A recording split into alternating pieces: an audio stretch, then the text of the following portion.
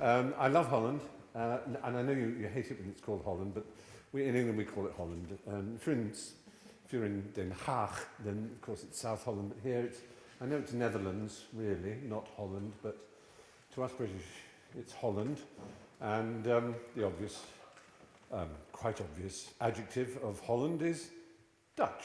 There's one letter the same, H. I don't know why this happened.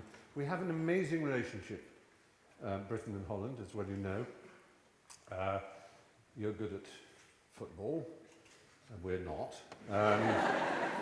You have an amazing history of painters and merchants and civilization. And it's a secret not many British people know, but Western civilization eventually, really, to be honest, was invented here, in Amsterdam. It's where it all came from. And most British people are not aware that you invaded us successfully in the 17th century and took over. And that all modern Britain rose from the ashes of civil war and discontent because of your little orange man, William, for whom we're eternally grateful, and through whom we had a Bill of Rights. And those of us who love history, and I'm sure you all do, it's hard to live in a town like Amsterdam and be a little Amsterdammetje without loving history, know that we, in 1688, we had what we call the Glorious Revolution, which was the arrival of King Billy and his wife, Mary, who was a Stuart, of course, and we had a Bill of Rights as a result. And without wishing to be in any way anti-papist, we also made sure that that was the last time we had a Catholic on the throne and any more of that nonsense of setting fire to people. And although we didn't take Protestantism quite as seriously as you did, with your lovely Calvin and his charming attitude to life, we took the one part of Protestantism that essentially made Britain's fortune, which was what is these days known as the Protestant work ethic. Whose lap are you going to sit on? I don't mind being photographed.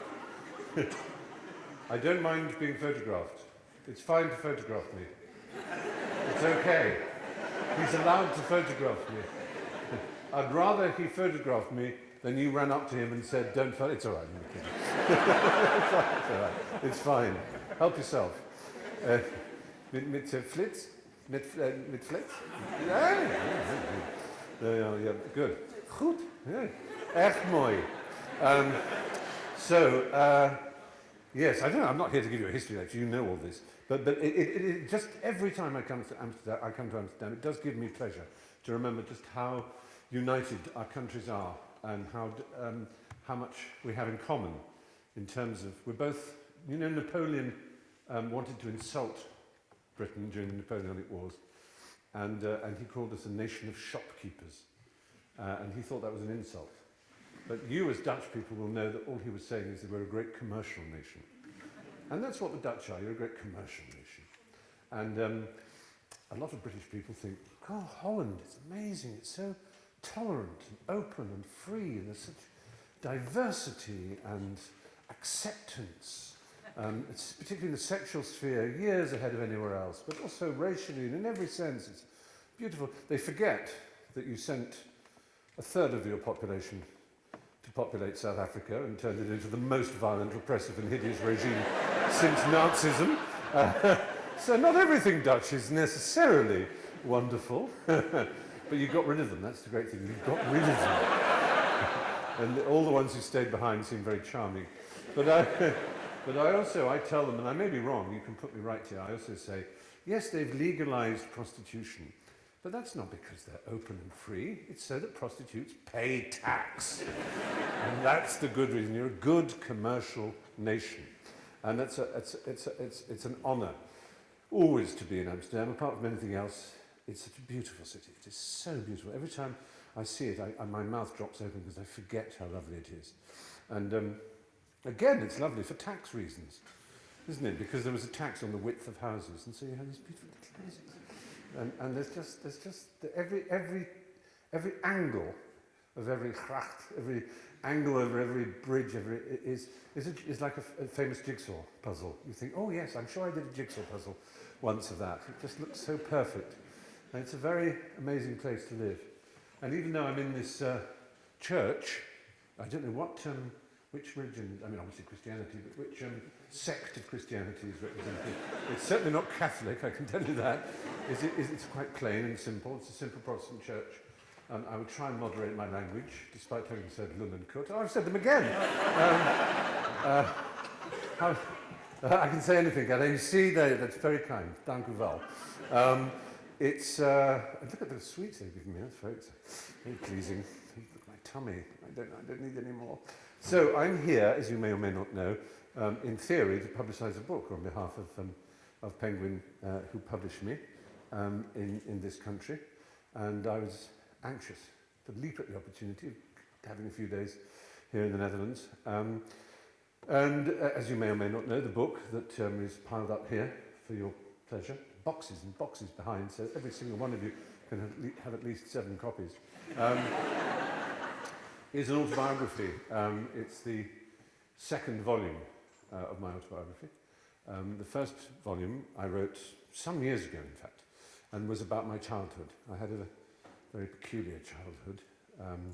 Well, peculiar now, it seems strange, though when I was young it seemed normal. I was sent away at the age of 7 to a boarding school 200 miles from the home in the country where I grew up.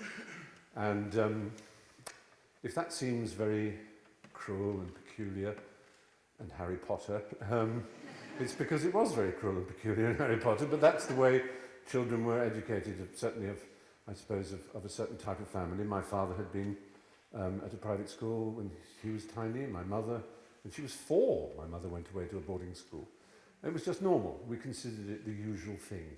The only thing that was unusual was that I kept getting expelled, or kept getting thrown out of schools. I was always being, for some reason or another, I was always being thrown out. Thieving, lying, cheating, being wicked, running away. All the things that children can do, I did. I suppose if I'd been born 30 years later, I would have been told I had attention deficit disorder.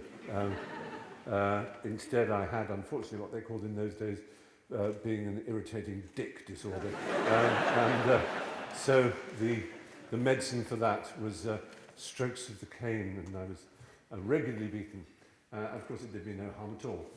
I'm completely normal. I grew up, therefore, always being an outsider and a rebel.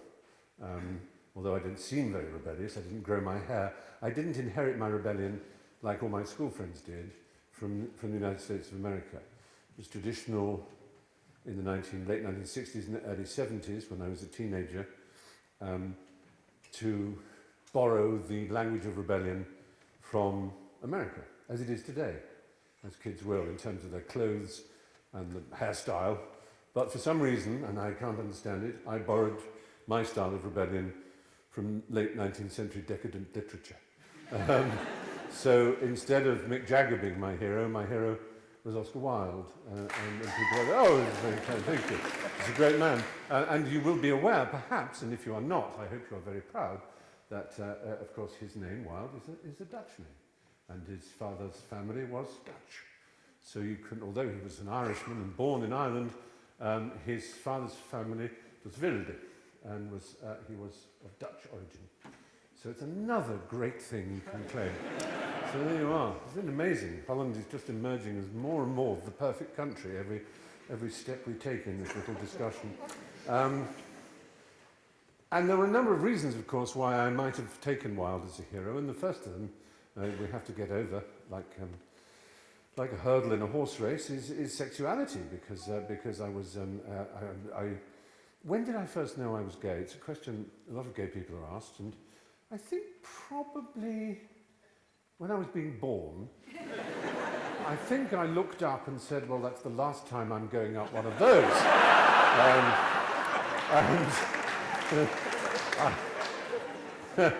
So that was pretty settled. Certainly when I came out to my mother, I remember being faintly disappointed at how little shocked she was, You know, if you're going to do the big thing and tell your mother that you're gay, you expect her to faint or fall over or clutch her pearl necklace or do something which shows that she's deeply upset or distressed, or indeed to hug you and say, "Oh, my darling," or something. But she said, "Yes, yes." So I said, "Well, hang on, Mummy, when did you know?" She said, "Well, I think the better question would be, when didn't I know?" She said, "I think certainly when you were 3 it was obvious." I said, "Well, hang on. Why?" I mean, because I'm not, I think I'm right in saying I'm not especially effeminate. There's certainly, obviously there are different types of gay people as there are different types of straight people. And just as you have very quite effeminate metrosexual straight men, you have a gay style which is self-consciously effeminate and which is amusing and can be charming, a Queenie style, but that's not particularly me. So I don't think I went around the place like that, although I'd have been quite happy if I had. So I said, "How did you know?" She said, I don't know, mothers know, don't they? It's just some sort of strange instinct. She knew, she always knew. So I knew, as I say, very early on as well, but of course I lived in a time when it wasn't quite so simple. There weren't role models, certainly not living role models. There was no internet, or if there was, it was made of wood and ivory, and I didn't know anything about it. And so all I had was the library. When you're young and you have any view of the world, any particular sense of yourself, you need vindication. You need to believe that you belong. There's a great quotation which I value as a definition of, if you like, the modern Western human being, is that we are all torn in two directions. The tension of Western civilization is that we all wish to be alone, unique, ourselves, different. But the other half of us wishes is to be assimilated, to be hugged, and to belong to the tribe. So we wish to be apart from the tribe, standing alone. Il se tient le plus fort qui se tient le plus seul, as I think is the, I don't know why I said that in French, it should be Norwegian. I think it's the last line of The Master Builder, isn't it? He stands strongest who stands most alone.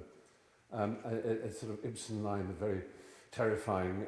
But you sort of, part of you as an adolescent believes that. I am me, only I see the beauty of nature. Only I quiver and vibrate with the magnificence of a dawn or the fabulous nature of a sunset or love. No one else has felt it as I have. I am alone. That's an important feeling. And that those on the rugby field or the football field, or the cricket pitch, they are oafs and fools. They have no souls. They have no beauty of nature. I am alone. But you particularly feel this, of course, if you have this thing inside you, this feeling that you are perhaps cursed by a sexuality that will make you lonely and unhappy for the rest of your life, because certainly in the early 1970s that was the basic view of anybody who was gay, was that either you would call them sick in the sense of ill, or sick in the sense of wicked, and one thing could be certain was that they would have a lonely and unhappy and unaccepted life. And that's not a very nice thing to believe, of course, when you're young. And yet the weird thing is, and this is not in any way to say that I repudiate, there's a good English word, I repudiate or distance myself from the gay liberation movement and all the things that followed it, the magnificent strides that have been made towards equality. I applaud and they make me cry with joy. Just this Sunday, literally a few days ago, I was in the Sao Paulo gay parade in South America, in Brazil. It was between 3.5 and 4 million people marching. It was unbelievable. Everyone watching makes me cry thinking of it. It's fantastic. But I wonder if I had been born 19 years ago, some of you may be 19 years old here, or even 30 years ago, I wonder if I would have had the impulse that overcame me as a teenager, which was to find a fellow spirit somewhere, because there was no one in the world I could ask, not one single living person, The only people I could ask were dead. And they lived in libraries. And they began in ancient Greece with book 13 of the Greek anthology. And they began with books of history of the Greek civilization and with art. And then most particularly, they began with stories of men like Oscar Wilde. And if I had not been so determined to find heroes who made me feel good about myself, I would not have fallen in love with literature and art. And I wonder if I'd grown up in the age of Twitter and the age of the internet and the age of easy access to people of one's own disposition, I wonder if I would have ever had the great love and yearning for literature and art that I now have. I can't be certain. It may be that I would always have been in love with language and in love with ideas and the life of the mind and art and all the things that to this day excite me more than anything else. But I do know that whereas my friends spent their time worrying about dating girls and playing rugby matches and watching football, I would be in a library chasing one book after another. You know how you now do it with a mouse click, with a metalink. You know, that's in blue so you can click it. And it like a mountain goat, you can leap from crag to crag, or like a butterfly from flower to flower just by clicking. In books, this is done by bibliographies. There's a book, so I remember, and it all began with watching a film of The Importance of Being Earnest. It was made with Edith Evans and Michael Redgrave. Wonderful film. And I was 10 or 11 when I was watching it, and I remember I was kneeling on the floor watching it. And there was a particular line, almost all of it went straight into my head and stayed there. The language was so beautiful, I remembered it, in the same way that I'm sure any of you who've fallen in love with someone whom you've never seen again can remember exactly where you were. They might have been just getting onto a tram, or just turning the corner round a bridge, and you caught sight of someone and thought, oh my God, that's the most beautiful person. And I bet every detail of that is in your head. And it's the same with music and literature. When it first hits you, when it first really smacks you on the forehead, you never forget it. And it just happened to be the comedy, The Importance of Being Earnest with me. And it was Algernon saying to Cicely, would you be offended if I said that you seem to me to be in every way the visible personification of absolute perfection? And I remember thinking, suddenly, that I had this whole new and extraordinary weapon, friend, comforter at my disposal, and that was language. Because I knew I had language, because I could go, sir, please can I go and have a pee? I'm hungry, shut up, I don't want any, no thank you, yes please. I knew language could do that. I didn't know that it could seduce and beguile and delight and thrill and be like music or paint, that it could actually cause a quiver of excitement to pass through your body. Just the sound of one word after the other could be a music, and a music that is available to us all. That's the miracle of it. Every single human being on the planet, unless there is some very strong impairment or trauma or abuse, acquires language without effort and without pain. Less pain than it takes to acquire teeth, you acquire language. And yet every day we take it for granted. We think it's somehow normal, or why should we draw attention to it? And yet we should draw attention to it and celebrate it every moment of our lives, because it is our way of entering someone else's mind. That's the extraordinary thing. You can do it in a wicked way, like Hitler. You can enter the mind of a whole people and hypnotize them in a terrible way. You can make them believe things that aren't true. But you can also open people's eyes with language in a way you can do with no other form of art. It's not to dismiss music, which I believe, as I think E.M. Forster said, is the deepest of the arts and deep beneath all the arts. Which is, I suppose, why it's called music, because it's named after the 9 muses. But language belongs to us all. Not everybody can do music. We might all love music. I can't dance, I can't sing,